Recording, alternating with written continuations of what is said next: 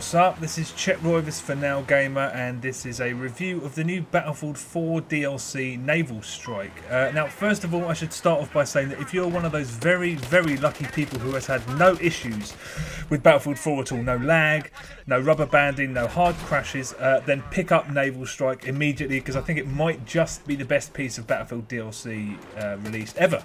The problem for the rest of us is that Battlefield 4 still does not function anywhere near as well as it should do on consoles at least. I've played Naval Strike over the past few days on 3 different Xbox Ones at 3 different locations with 3 different internet connections, as well as a PlayStation 4, and experienced all of the problems I just mentioned. So if you can forgive Battlefield of these problems, pick it up immediately. If you can't, or maybe suspect that Battlefield had been patched maybe on consoles to the point that it no longer suffers from these issues, then it's probably best to stay away for the minute.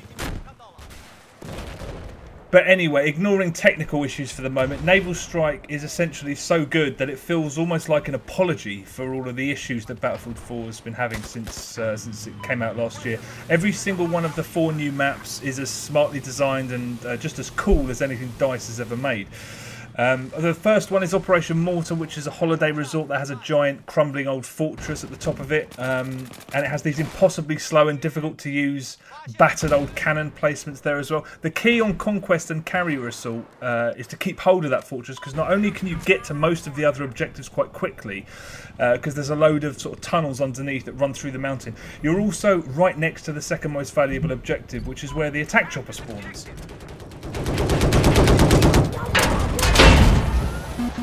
Lost Islands is mainly a flat collection of abandoned fishing villages and reefs and stuff, and you can move around almost the whole level with quad bikes if you're very skillful, and the new hovercrafts if you're not.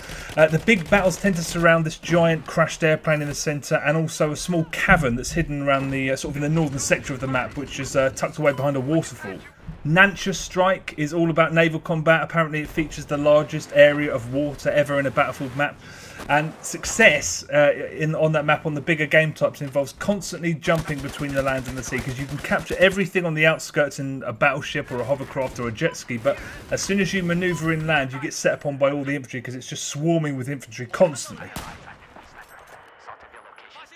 Wavebreaker is probably the best of the 4. It's a load of very small and reasonably well armoured islands that surround another large island that has a submarine base in the middle of it that's just straight out of a James Bond film.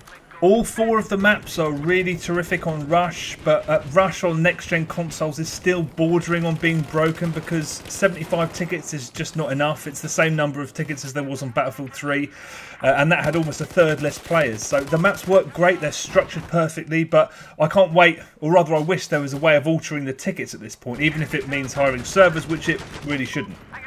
In addition to that, on the smaller game types, 2 of the maps are fantastic, but 2 of them are pretty ho-hum.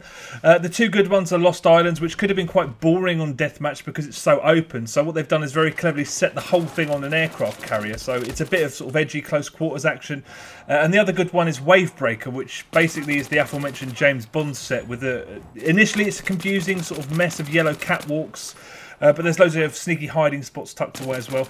On the other hand, Operation Mortar doesn't work, mainly because every match I've had on Team Deathmatch or Domination just turns into a rather dull snipe-off because the space is so open. And Naval Strike is kind of similar in that it turns into a snipe-off, but mostly it's just disappointing because there are buildings in it and elements of it that have been lifted wholesale from Paracel Storm, the map from the main game, which makes it feel like a bit of a lukewarm remake of it rather than a new map, which is a bit of a shame.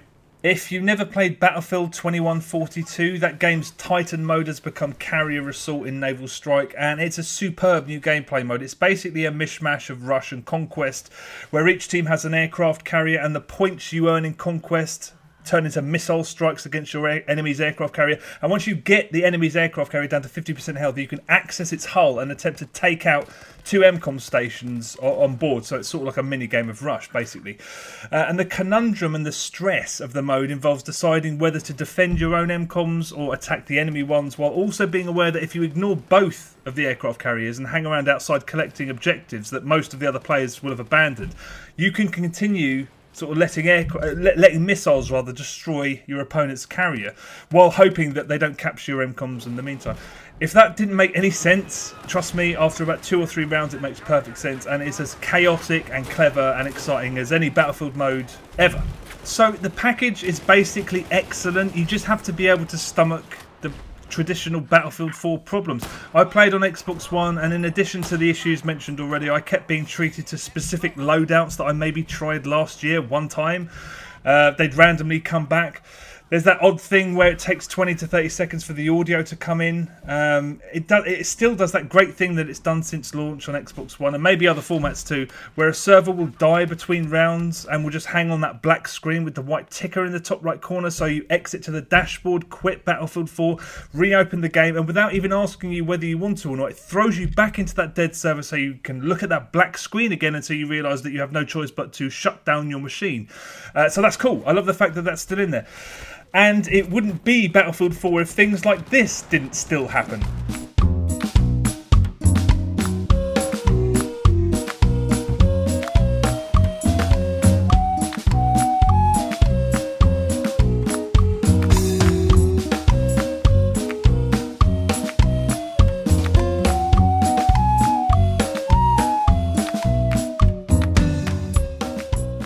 So yeah, that's basically the bottom line. If you can handle all of these problems, then Naval Strike is a must.